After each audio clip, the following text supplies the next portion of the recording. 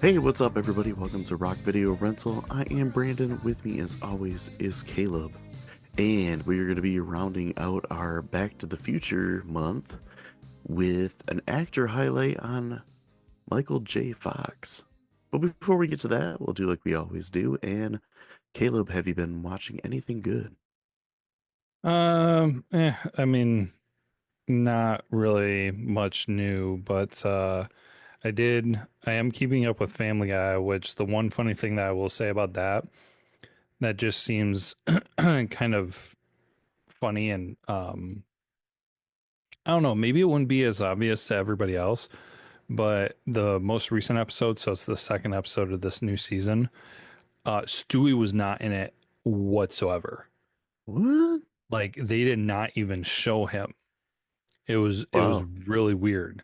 Like, I mean, the story didn't need it, but I mean, just with how integral Stewie is and the fact that they didn't even show him, I noticed it. Yeah. So, but anyways, a little side note with that. I did watch a movie though. My wife and I sat down and watched a movie over the weekend. There's a movie that just came out with Will Ferrell and Reese Witherspoon. Okay. You're cordially invited. Have you heard about that one? No, I have not. Okay, that one came out this year, and it's a comedy where they both book weddings at the same venue on the same weekend, and it's like a one wedding venue. Okay. So he booked the wedding for his daughter, and she booked the wedding location for her sister. Okay. And yeah, I don't need to go into exactly how it all happened, but just kind of the funny thing where they go back and forth trying to be nice to each other and then they fight and all this other stuff, and it's ridiculous, over the top. It's definitely not Will Ferrell's best comedy, but I mean, it was a good entertaining movie to watch. Right. So there were parts of it that were better than others, but yeah, I mean, if you like Will Ferrell, it'll be a decent watch. So No, I have not heard of that one. But rock. but that's it for me. A whole lot, huh? Mm-hmm.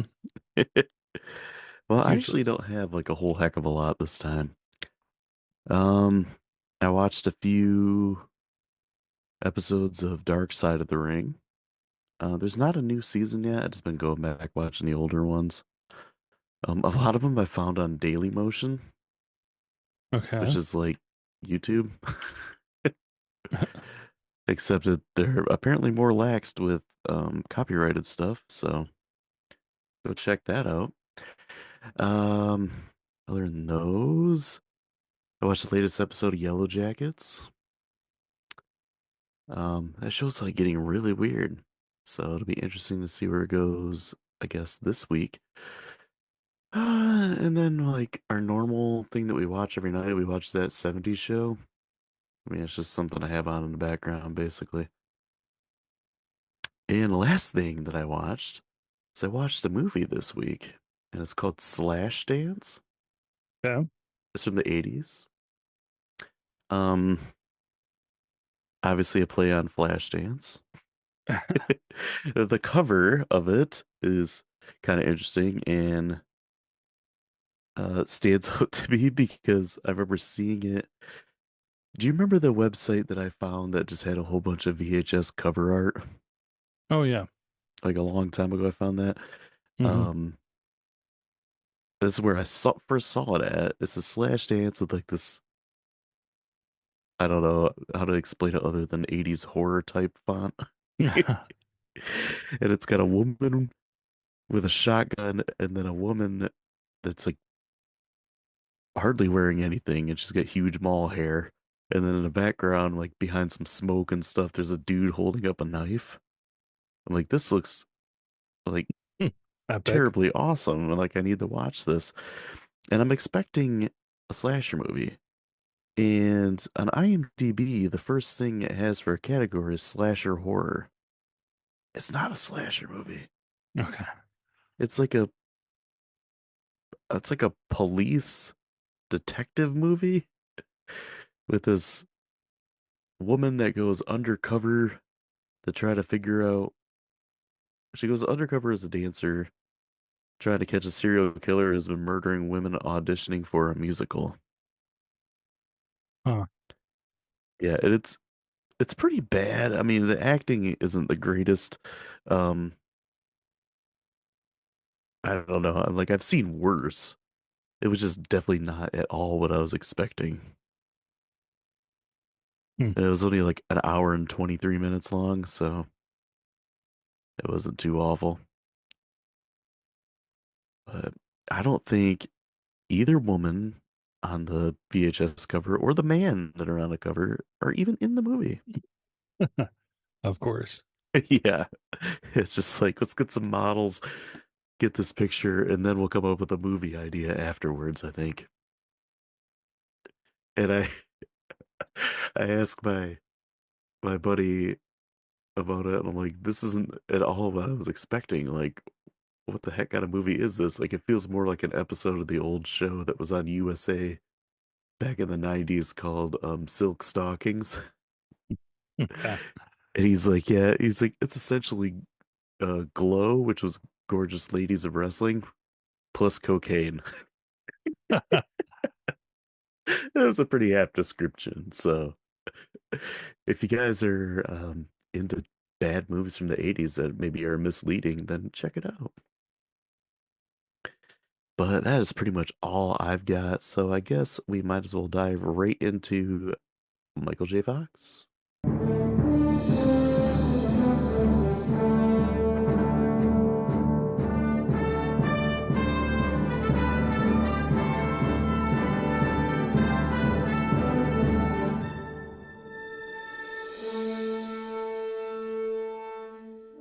I let you take it from here because you usually kind of run these type of episodes. Man, it's been a while since we've done the actor highlight.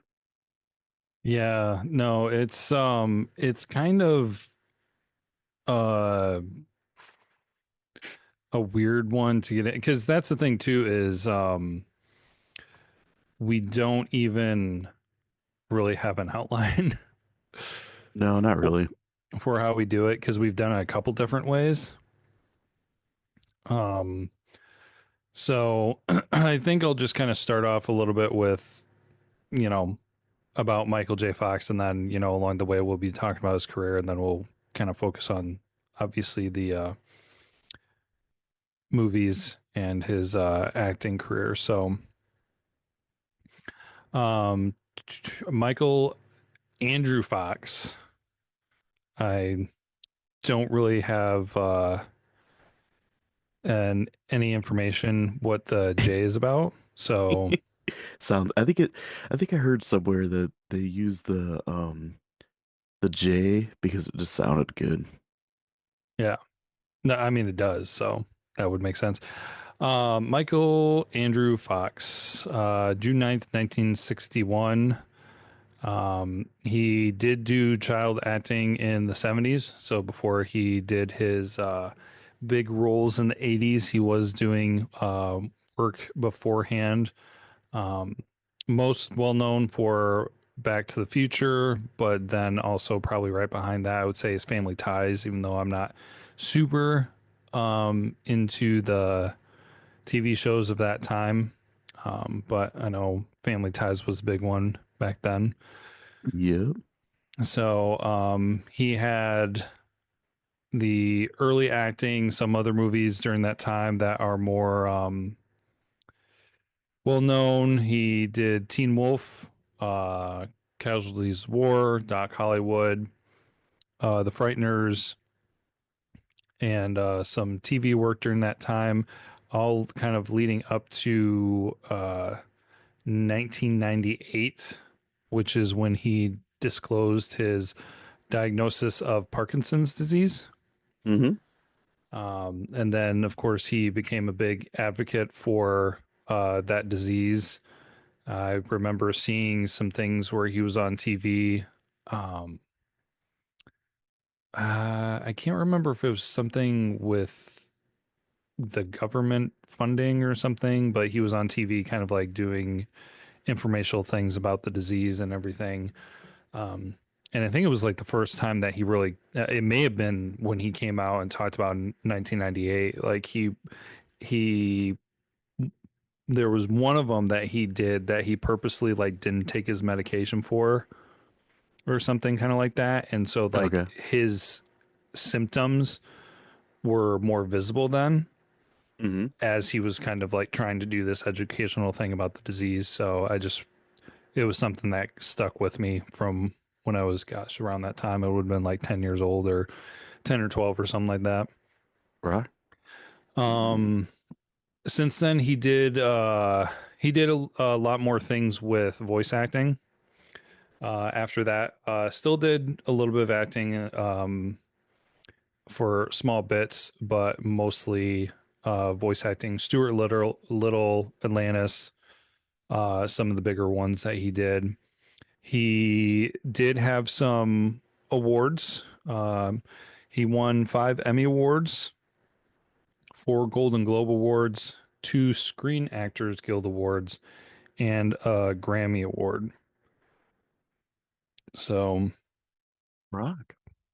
I didn't know he won a Grammy. What did he win a Grammy for? Johnny let me Be see. Good. Right. Oh shoot, no, the link goes to just the regular definition of the Grammys. Huh. I do not have that information. So, oh, and I totally forgot to mention about when he was born. He's Canadian. He's a Canadian actor. So, a little bit of information there that some people might not be familiar with. So, and then he has served as an executive producer for some projects as well. And he got married to his wife, Tracy Pollan, in 1988. And I am not super on top of everything, but they're still together, I think, from everything that I read. Rock. That's a Um, rarity. yeah, so if I am uh, incorrect about that, I do apologize. That is probably like the one thing that is, I feel, is more difficult to stay up on, other than or outside of people's work, is like if they're how their marriages go. So, um, She was also on the show Family Ties with him. okay, Yeah. I did not recognize the name. Oh, here you go. Here's a little highlight thing. Because I had some notes, but then I'm also kind of got some articles up. Um, it was in 2002, I think, was the um testimonial that he shared.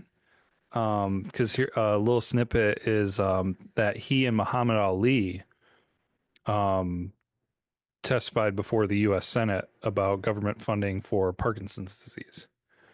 I'm Hmm. pretty sure that's what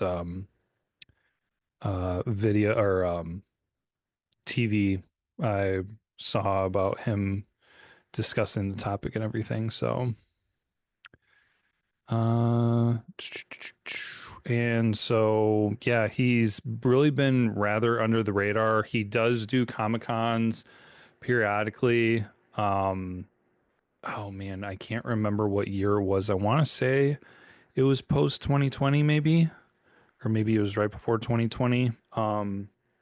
That he did a Comic Con appearance. And it was with at least Doc Brown. Wow, totally. Christopher Lloyd. Thank you. I can't think of his real name.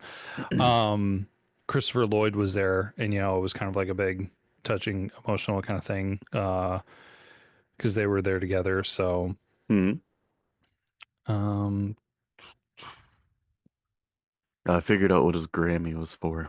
oh yeah, It was for a spoken word album. okay, It was for in 2010. He had an album called Always Looking Up. So I'm assuming it's like a probably a motivational thing or something, probably an advocacy for Parkinson's. okay. I see that actually under he did work with books as well, Okay. as well many actors and musicians do, and one of them is Always Looking Up. So I'm not sure which one came first, but those are probably connected. So Right. yeah, no, I mean he's got the star on the Hollywood Walk of Fame. Just really kind of one of those things that I mean I'm sure that we'll talk about now and probably talk about through the whole thing. Is just kind of too bad because he had such a promising career. Yeah. And that stumbling block of Parkinson's just really limited him. I mean, honestly, with the amount of things that he did, especially while he was first battling it, Hmm. because was it the show Family Ties that he was having to deal with it. Um, I know that he was doing a show when it was really starting to take a toll, and they were keeping it really secret. They were trying to Spin City, probably, wasn't okay, it? Spin City. I'm not Yeah, super. I think that's. I remember when he quit Spin City because he was having such issues with it. And they had like a goodbye episode and everything. And I think like the next season they brought on, I believe it was Charlie Sheen Hmm. as like his replacement. But yeah, I'm pretty sure that's the one we're thinking of. Yeah, he was diagnosed with Parkinson's in 1991. Yeah, so it was 7 years before he. Yeah, before he told any like told everybody. Mhm. Well, I thought one of the most interesting things that you shared when we were talking about Back to the Future was the second one when he quote unquote forgot how to ride a skateboard.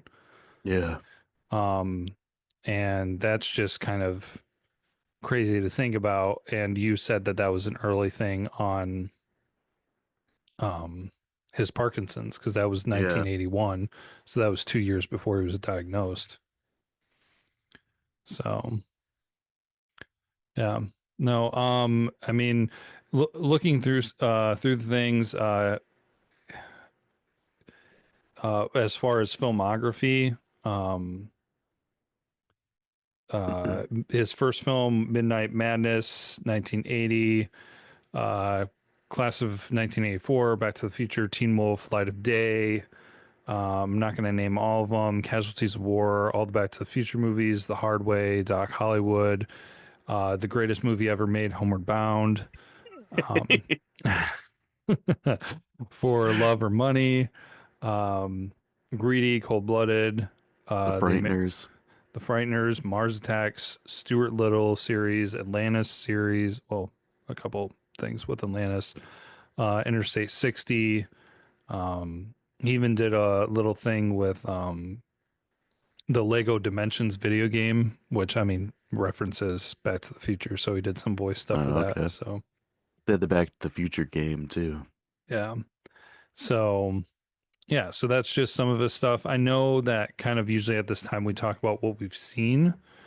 So I had my list. I got to open my other tab here.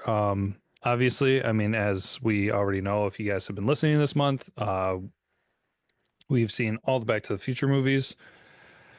Not first time views, obviously. And then the other ones I've seen relatively in order were Teen Wolf. That was like a one time watch forever ago.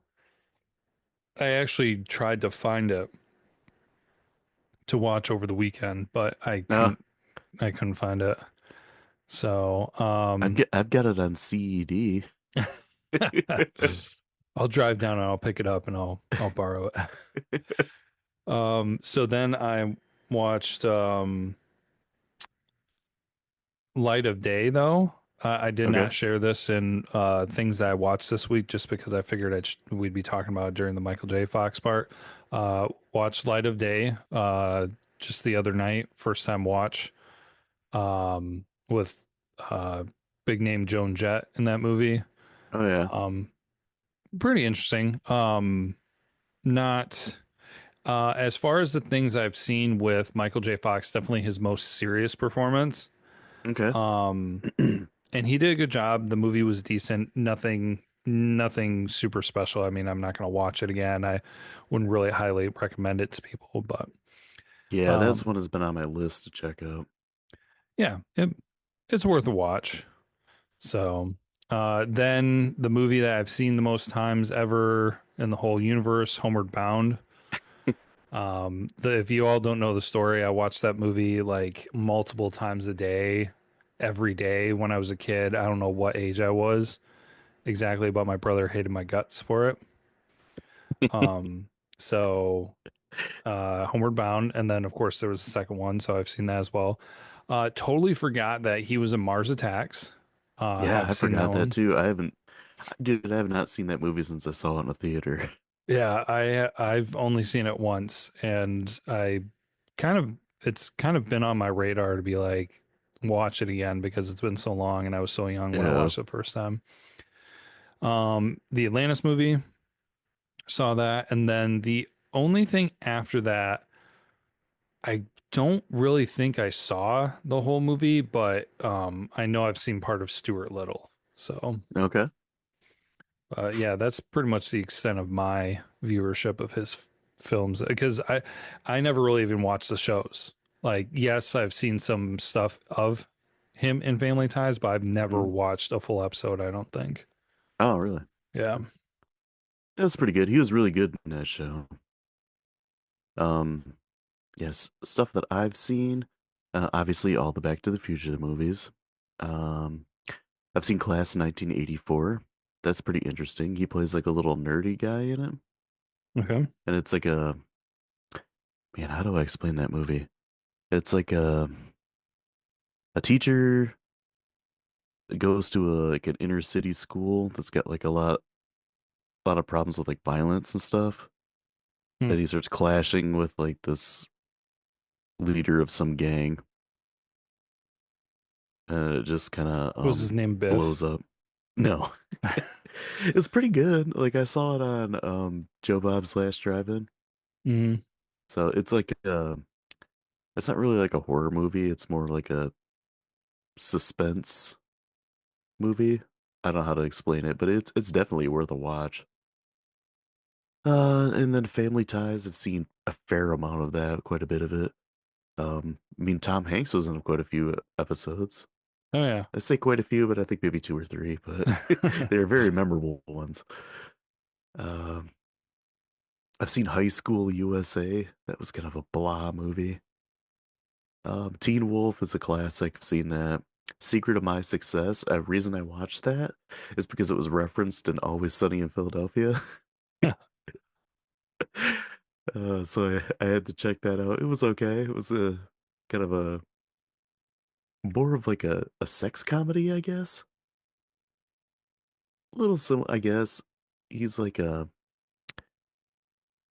starts working for a company. It's like, and then he sleeps with like one of the bosses or something like that.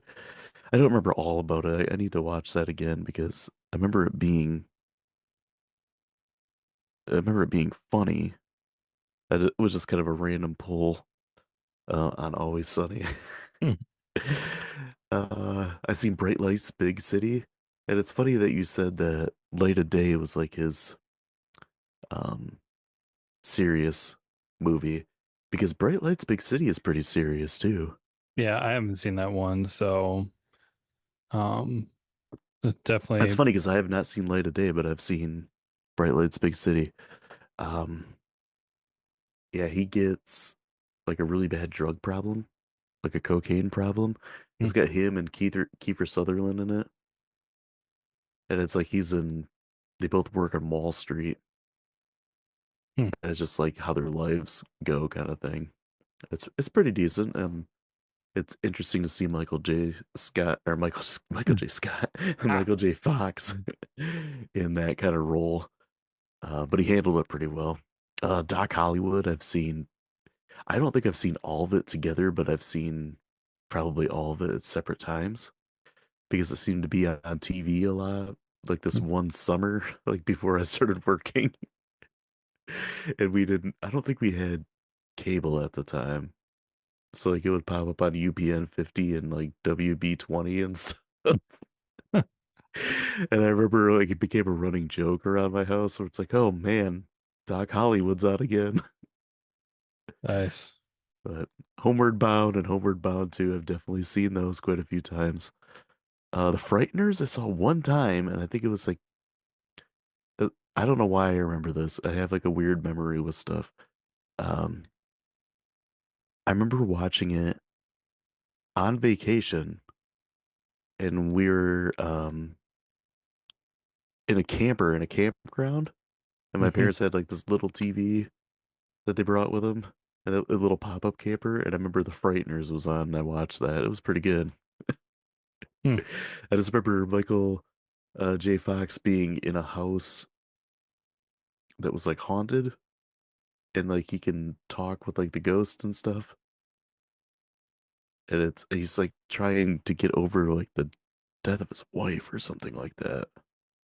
Huh. I remember it Weird. being good, but I don't remember like everything about it. But Yeah, I don't know anything really about it except for I remember seeing it at the movie rentals all the time and that the cover for it where there's that like skull that's kind of like pressed up against I don't know. It's probably supposed like a to be wall or like a something, maybe. wall, but it looks like cloth or something. Yeah, Yeah. yeah, it's pretty good. It's I remember it being pretty solid movie. The Mars Attacks, like I said, I like you said, I don't remember him being in that, but I'm definitely gonna have to go back and watch that movie because I haven't seen it since I saw it in the theater. And then I used to watch Spin City quite a bit. And it's hilarious. Like I watched Spin City a lot, like when it was first on. So I mean, I was probably like 10 to 12 or something like that. And I didn't realize that the one like horn dog guy on the show was Alan Ruck Okay. from Ferris Bueller. Hmm. And like now that I went back and watched an episode, what it popped up on TV one day, and I'm like, oh man, Spin City, I used to love the show. And then I watched it, I'm like, oh my gosh, how did I not know? But yeah, I think that's pretty much it. I haven't seen any of the Stuart Little movies because there's like three of those. I didn't realize there was so many of them. Yeah. Yeah. I guess I realized doing this that I've seen more Michael J. Fox stuff than I have like thought I did. You've seen more Michael G. Scott Yeah. stuff than Michael J. Fox. Yeah. Threat Level Midnight. Michael Scarn. Yeah, no, it's kind of an interesting one to talk about because I don't know. Well, again, I mean, it has been so long since we've done an actor highlight.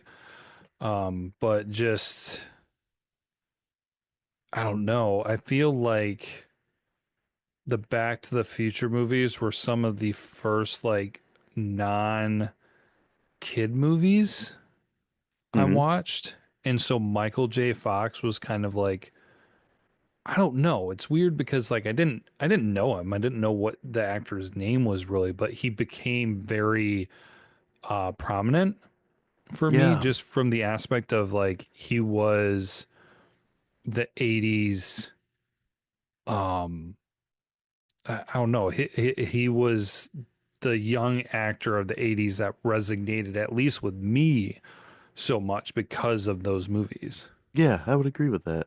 I was just gonna say he always was always like a guy that, especially when I was younger, like I would see him on something and then like I had to watch it. Hmm. It's like he just resonated with me, I guess. Um, it just always seemed like an all around like good guy Yeah. and made like family friendly movies. I mean, movies Bright like Bright Lights Big City, like really not family friendly, but his bigger movies, the Back to the Future ones, Doc Hollywood, Homeward Bound, and that kind of stuff is Teen Wolf even. Well, if we ever run into Biff, I've heard that he likes to answer questions on if Marty is really a nice guy or not. Oh man. Well, I've already said if I ever saw Biff at a convention or anywhere, I would just um tell them how much I liked him in April Fool's Day because I'm sure he doesn't hear that a ton. Yeah. So what is your favorite Michael J. Fox movie? Well, I mean, It's got to be Back to the Future. yeah, it's got to be Back to the Future. I mean, even though, like I said, I watched Homeward Bound so much, which honestly, kind of a funny thing that I definitely do want to mention, because just so that people know that's not like connected or anything. I did not know, because I was a kid. I didn't know. I didn't care. I did not know it was Michael J. Fox's voice for Chance in Hmm. Homeward Bound until like I was way beyond watching it. Like, so it's not like I was like, oh, Michael J. Fox, so cool. Oh, he's the voice of this dog in this movie. Oh, I love it even more. No, like I didn't know until way past that. So yeah, no, easily Back to the Future. I mean, gosh, I could easily watch it again, today after just watching it the other week. Yeah, totally. Um, yeah, I would say that's probably my favorite too. Uh, I mean, Teen Wolf's pretty great, but yeah, Back to the Future. I mean, it's kind of hard to top that. I mean, Michael J. Fox is like one of the most iconic actors, or even like most iconic celebrities of the '80s.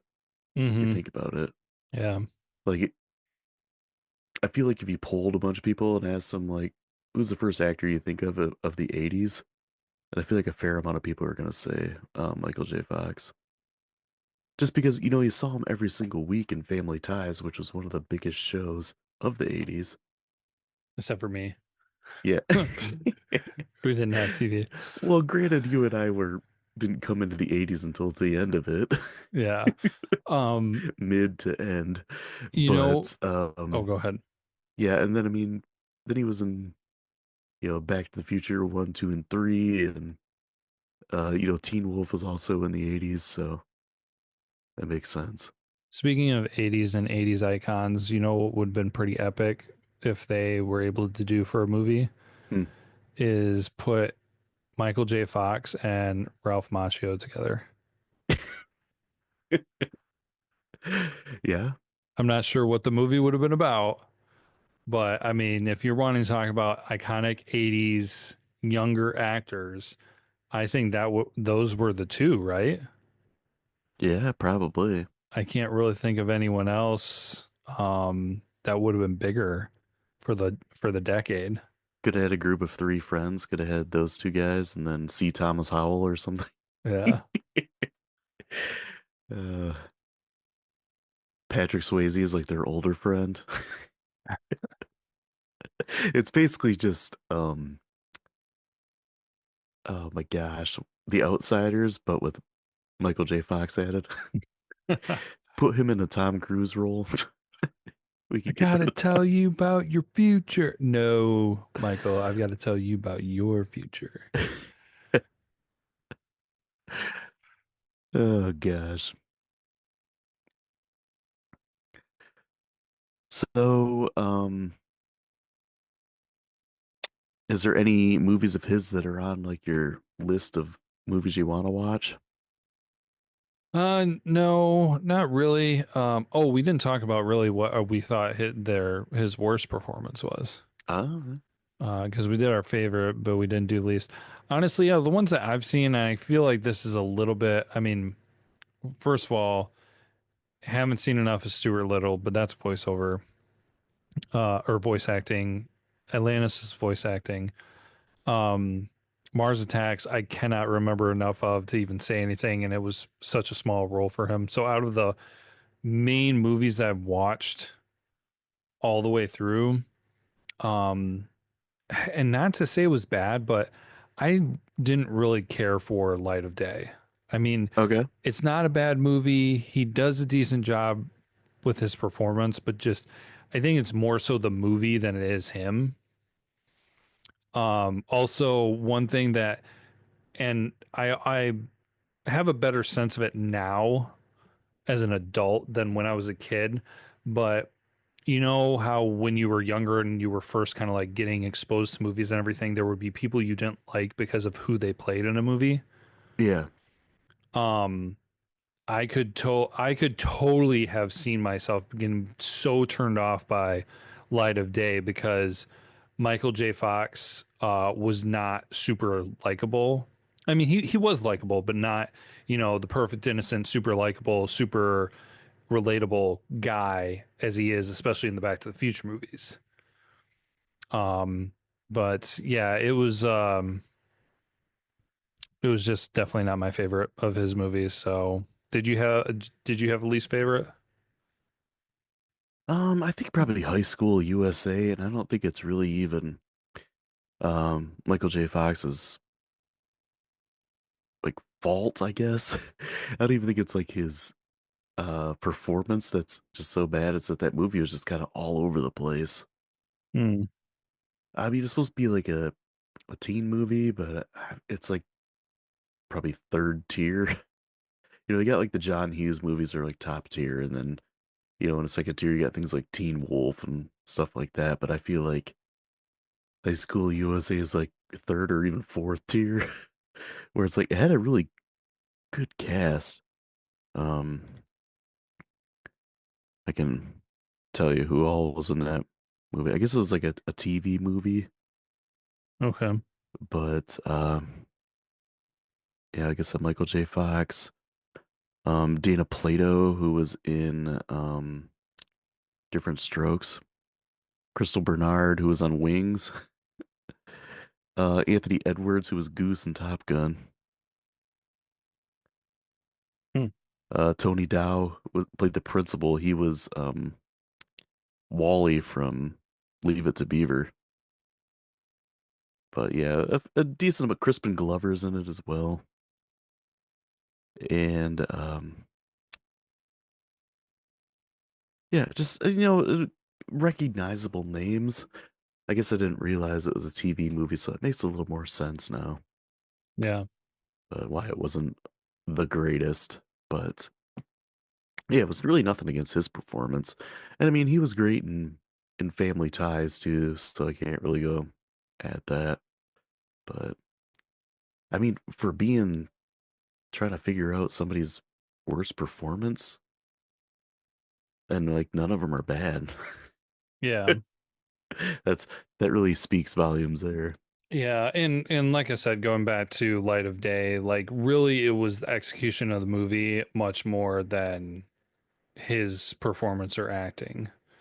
Um, so it was there were some clear parts not to like make this about all this about that movie, but if I was breaking down the movie, there were several parts where I was just like, this is not working very well and kind of you get lost sometimes and also like you something would happen and then you wouldn't be able to piece it together until like 15-20 minutes later when they kind of essentially explain it to you and it's like that's not usually a good way to do that.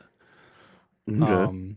So yeah, How was Joan Jett in that movie? I don't think I've ever seen her act in anything. she did pretty good. um Definitely not as good as Michael J. Fox. um but she did all right. I don't think, again, kind of going back to the movie as a whole, I don't think it really set her up to do as well as maybe she could have done. Where most of the key parts that were confusing and not explained very well were centered around her character. Okay. And I don't know if maybe if her performance was a little bit better, maybe they could have done something more with it. But yeah, as far as a musician acting and everything, she did relatively okay. I think that it was kind of a natural fit for her because I mean she was playing a musician, Yeah. um, and kind of like a rebel. So yeah, but yeah, I mean if I think that it'd be worth a watch at some point. Rock. Um, we talked about Michael J. Fox and Ralph Macchio doing something together. What about Michael J. Fox and Anthony Michael Hall? Hmm. Like, could Michael J. Fox been in Weird Science? Right. That would have been interesting. I could Mm. see Michael J. Fox being in something like The Breakfast Club. Yeah. And I could see him and Anthony Michael Hall working well off of each other.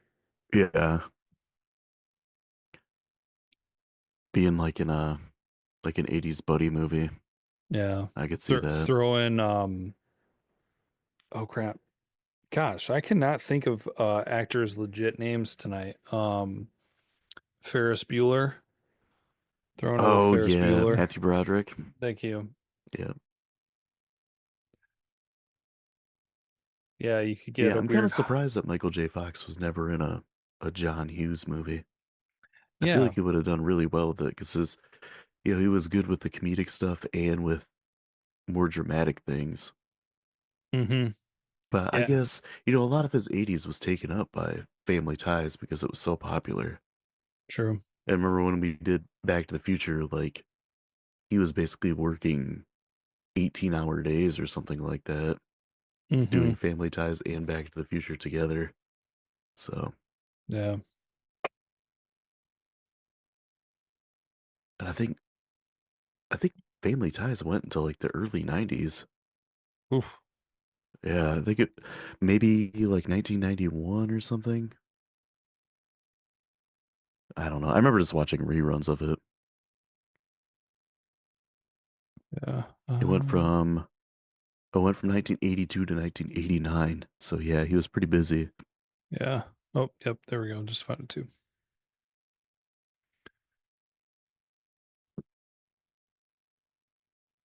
But yeah, man, how would you how would you rank the Back to the Future movies? Number one best easily. I think I would probably go one, three, then two. Kind of oddly enough, I think I'm gonna be a little bit of the rare case. I don't think people would too often rank it that way, just because I feel like the third one was more fun than the second one. I I got, and maybe it's just a personal thing for me. I kind of got hung up a lot on like it seemed like they just regurgitated so much stuff from the first one Yeah. that they didn't really embrace the idea of like, man, we could do so much. Now, don't get me wrong, some of the stuff that they did where they tied back to the first one was fantastic, and most other movies do not get that opportunity. Hmm. However, like it was just the majority of the movie. Yeah. Like I feel like they had a chance of doing a lot more in the future, um, considering that the movie series is called Back to the Future and they actually only went to the future in one of the movies for a very brief amount of time. Yeah. So, but yeah, I would go one, three, two. Rock. I would probably just go one, two, three. I do like the second one. Um, I kind of like that they almost like revisited the first one. Um, I do agree they could have went more places, but I don't. There's scenes in the second one that I like where it's like, okay, they're revisiting the scene from the first movie, but it's taken from a different angle, and then you Mm-hmm. see like more of what's going on behind the scene of it. I don't know. I think that is handled really well. Um, as far as going to the future in that, like, I think then something about the writer said that he felt like going into the future was made it too dated or something Yeah, like that, usually which they I can never agree with predict because it. some of the stuff in the future in the second one is really corny and cheesy. Mm-hmm. But I don't know. I still think it's a fun movie, and maybe I just don't like um Western themed stuff, but I like old Westerns, like John Wayne movies and things like that. Um, I guess like newer Westerns I have a hard time getting into, so maybe that has something to do with it. Mm. But I think all three are pretty great movies. Uh, man, if they only would have left Indiana Jones alone, you'd be like, which trilogy's better?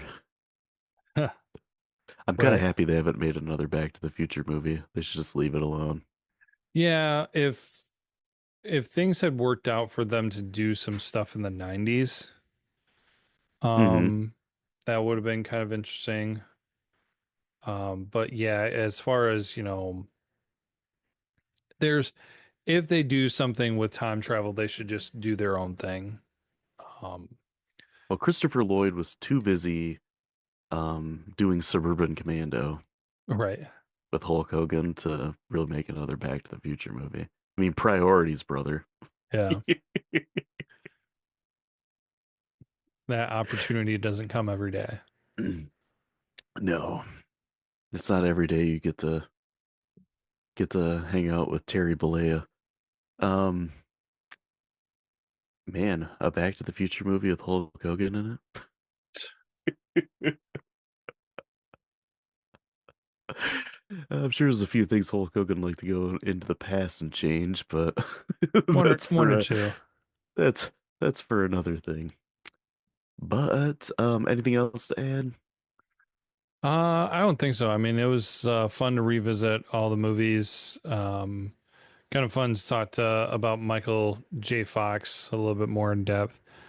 Probably will before our next actor highlight, maybe organize things a little bit more because yeah, man, when getting ready for this, it was just like it's been years since we've done one of these. So Yeah, I didn't even have any old notes from a highlight. Was Jamie Lee Curtis the last one we did? may have been. I think so. But no, it's a little more open and open for discussion. But going from one iconic 80s actor to another, um March is going to be Arnold Schwarzenegger month. An actor that kind of you and I bonded over in college, talking about Arnold movies and everything. So it's only about time that we've done an Arnold month. So we got 4 movies lined up. We got The Sixth Day, Terminator 2 Judgment Day, which I have not seen in quite a while. I think I've watched the original Terminator uh more than Terminator 2, Hmm. which I know is probably not the normal. Yeah. Then we got Hercules in New York, which is an Arnold movie that I have never seen. Are you sure And that shouldn't be an awesomely bad month? right, I thought it'd be nice to kind of throw that in because I think that's his first movie. Oh, okay. Yeah, so I heard his accent is very thick in it, and it's kind of hard to understand. So be interesting. And then the last one we got is one of my favorite Arnold movies, and that's Total Recall. Rock. So looking forward. I always like watching that movie. But if you guys are liking the show, please subscribe and share. You can find us on social media. We're on pretty much every platform. Check out YouTube, check out TikTok, and give us a follow on all those. Come by next time. We're going to be talking about The Sixth Day. And until then, as always, be kind and rewind.